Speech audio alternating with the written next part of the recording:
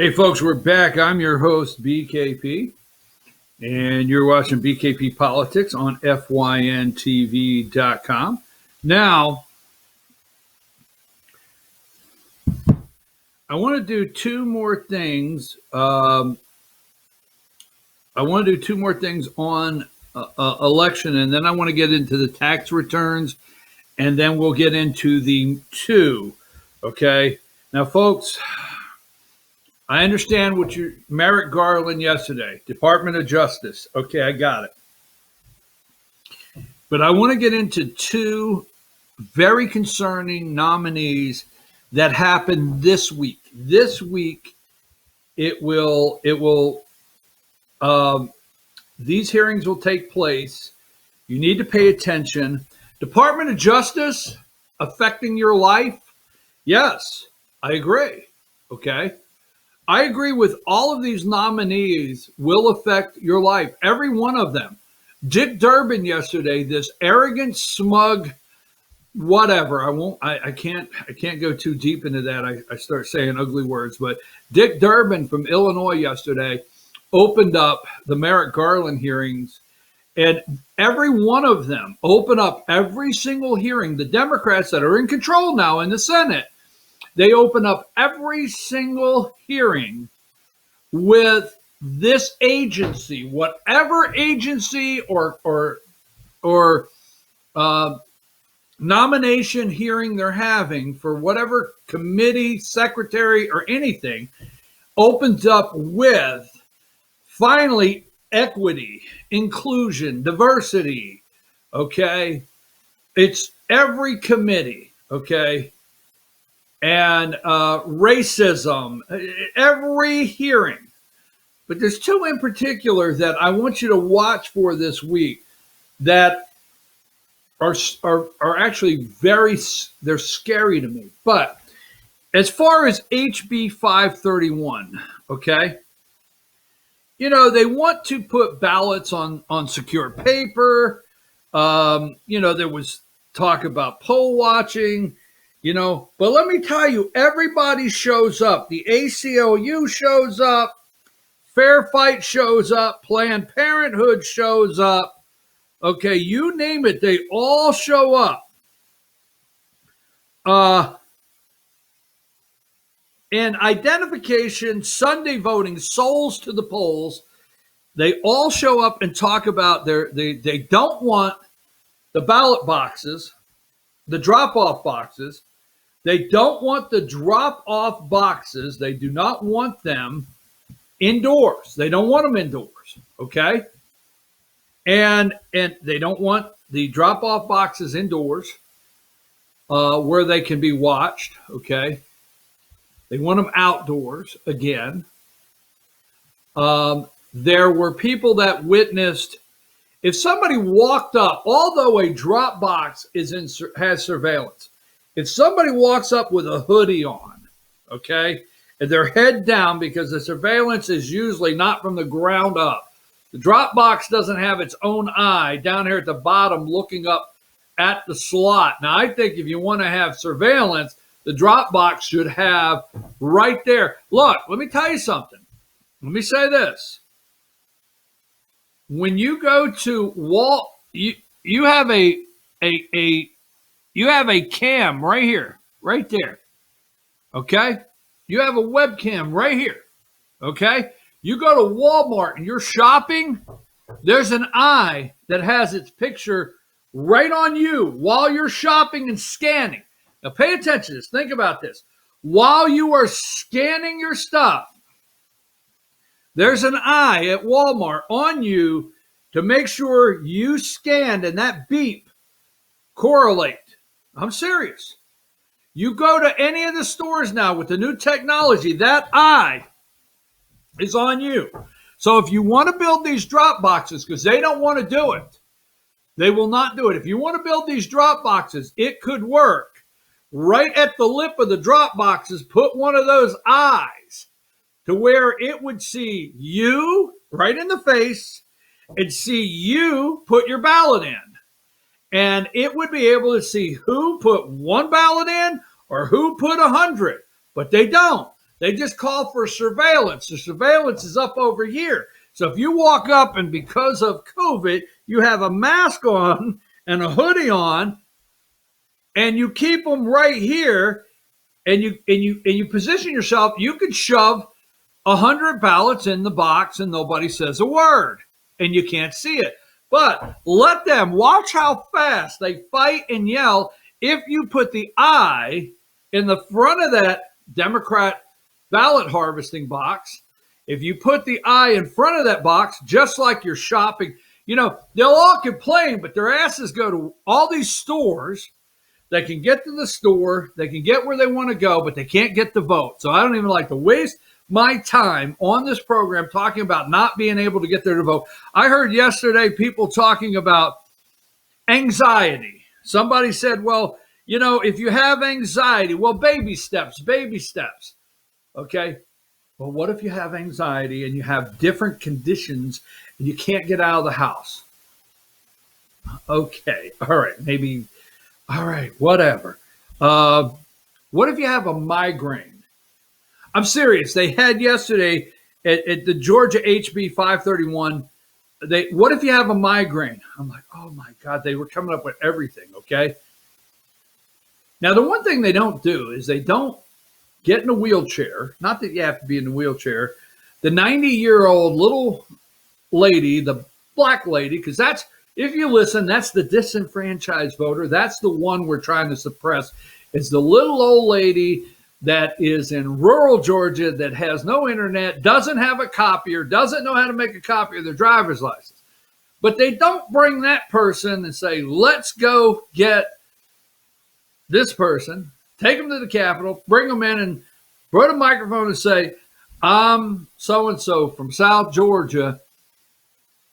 I'm 92. I like to vote. I want to vote, but I don't have a copier and I don't know nothing about that internet stuff.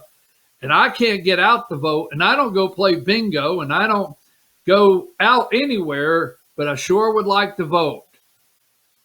And I don't have a driver's license. I couldn't drive here today.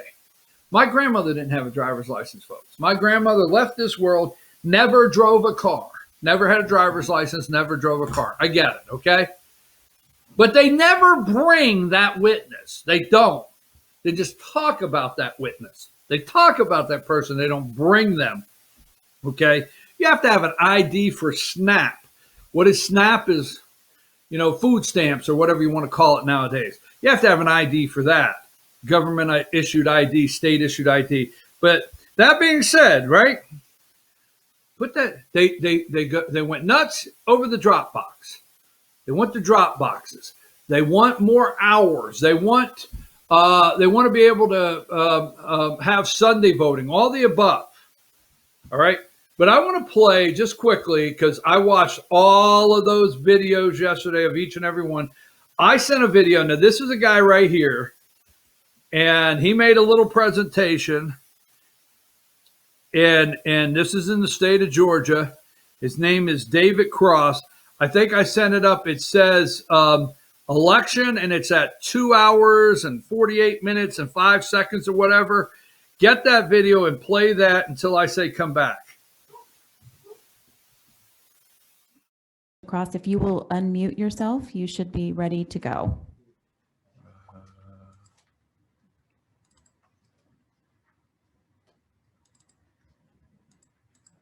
I'm not muted. Can you hear me?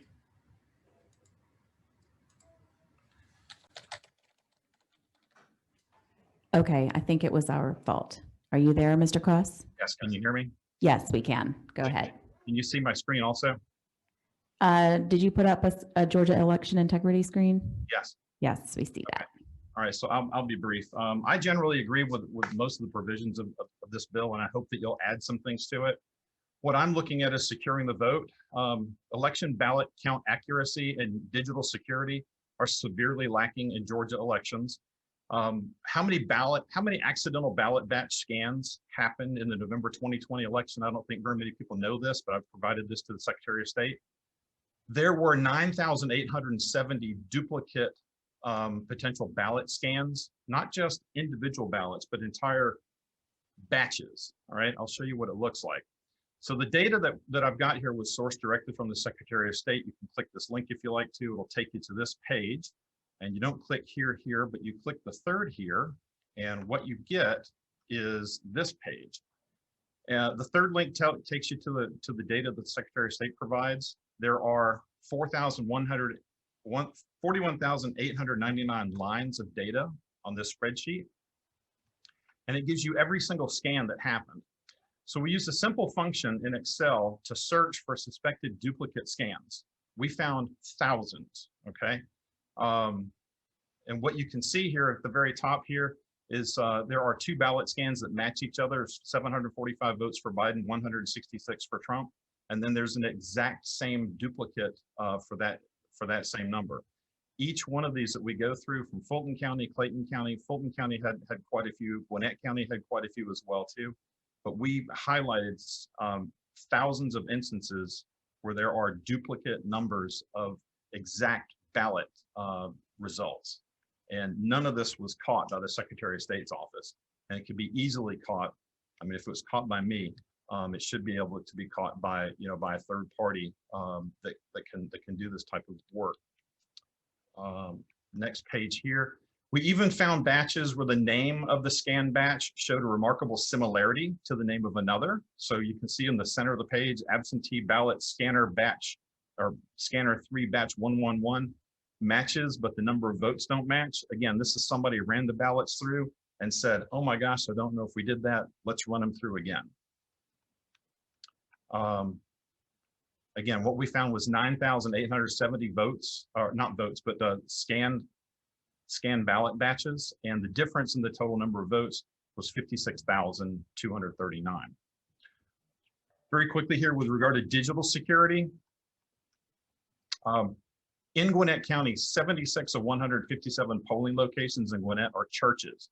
Many churches and county facilities have Chinese-made TCL brand televisions in the same vicinity as the polling machines. We have evidence and confirmation of digital intrusion from China into Georgia precincts. Intrusions were achieved through Chinese-made TCL televisions. The Secretary of State tried to publicly discredit the testimony of Jovan Pulitzer, but I watched it as it happened when I was giving my testimony at the Senate hearing at the state capitol. On the morning of the election, Cross, I want to give you time to wrap up. I'm going quick. On the morning of January 5th, I witnessed a Chinese-made TCL television with streaming capabilities being installed at George Pierce Park. What I would recommend to the board here is unplugging all network access devices, including these televisions, for the next election. I think that'll severely limit people's ability to be able to hack into the system over here. We brought the errors and oversights to the attention of the Secretary of State and the governor. None of what we found has been addressed by the Secretary of State or the governor. A simple professional audit would have caught all of these errors months ago. Voter GA is suing Fulton County and Gwinnett County to gain access to the ballots for a forensic audit. We estimate the cost of the audit will be approximately $40,000. But why must the citizens of Georgia sue the counties for access to their votes? Why do we have to do this at our expense? Whoops. The Georgia legislature has the power actually to decertify the election, but it won't change the outcome, but it will force the Secretary of State to take corrective action. That's the end of my comments. Thank you. Thank you, sir. We appreciate you being here with us today. Okay, so David Cross, thank you for going and making that presentation. It was quick. It was about 4 minutes. That was just a touch of the presentation that was done yesterday on HB 531. Let me say this before we wrap up this segment, because I want to start my 9 o'clock hour fresh with 2 more segments that I want to do before we're out today. 2 more segments before we're out today.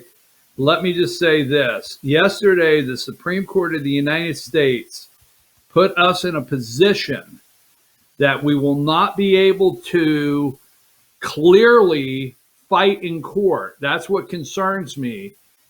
They will take all of our laws that we write to try to clarify things on the last election And they will use the fact that the Supreme Court wouldn't even bring it up. Give me number 11. And remember this, because we're going to close with this, okay? Number 11, Supreme Court Justice Clarence Thomas, okay?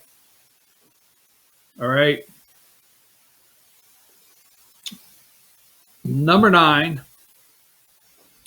he wrote, "We failed to settle this dispute before the election." Number 9, when you get to it there, Emily. "We failed to settle this dispute before the election and thus provide clear rules. Now we again fail to provide clear rules for future elections. The decision to leave election law hidden beneath a shroud of doubt is baffling. Leaving election law under the shroud of doubt, by doing nothing, we invite further confusion and erosion of voter confidence." And I talk about that all the time. I've said for months, if nothing in the election is wrong, nothing went wrong, period, nothing. Ryan Germany, the attorney for the Secretary of State of Georgia, his reports are right on spot. Then why change any laws? And I'm just saying this. Why change a single election law in America? That's what the support has actually put the confusion and erosion for the next election. So I'm optimistic, okay, on 2022. I'm optimistic that Georgia will come through with some very good, solid legislation once the Senate comes out, because this HB 531 for Georgia and the House side, it's not as strong as it needs to be, but it's potent, but it's not where it needs to be. But the Senate is supposed to be out today, tomorrow, maybe Thursday, but this week with their version, and then we have crossover day. And they're going to mirror those two together, and it may be a pretty solid piece of legislation that can make some solid corrections in Georgia, but then it heads to the courts, Supreme Courts. It heads to the courts. Give me number 12, Alito, okay? Alito, and let's see, I think he is number, and Samuel Alito wrote yesterday, give me number 10. This is what he wrote concerning the court not taking it up. A decision in this case would not have any implications regarding the 2020 election. And I understand where he's going with this. I understand what he's going. Look, you know, it's not like we're trying to hear the case to, you know, throw Joe out of office and go back. All right, I got it. But the decision would provide invaluable guidance for the future elections. He said the cases call for review. He asked for them to be reviewed, and he said invaluable guidance. Take a break. I want a real clean 9 o'clock. We're going to come back. And to me, I know what you see out there. There's so much in the internet world that is news out there. But I'm going to tell you one of the scariest things to me, and I always try to keep an eye on our children. Our children. You always hear politicians talk about the debt that we're putting on our children to pay, the future of our children. It seems like the real security of our children is something we should be interested in, and it's really at stake here. It is time. This is a battle like none other for the soul of America. Take a break.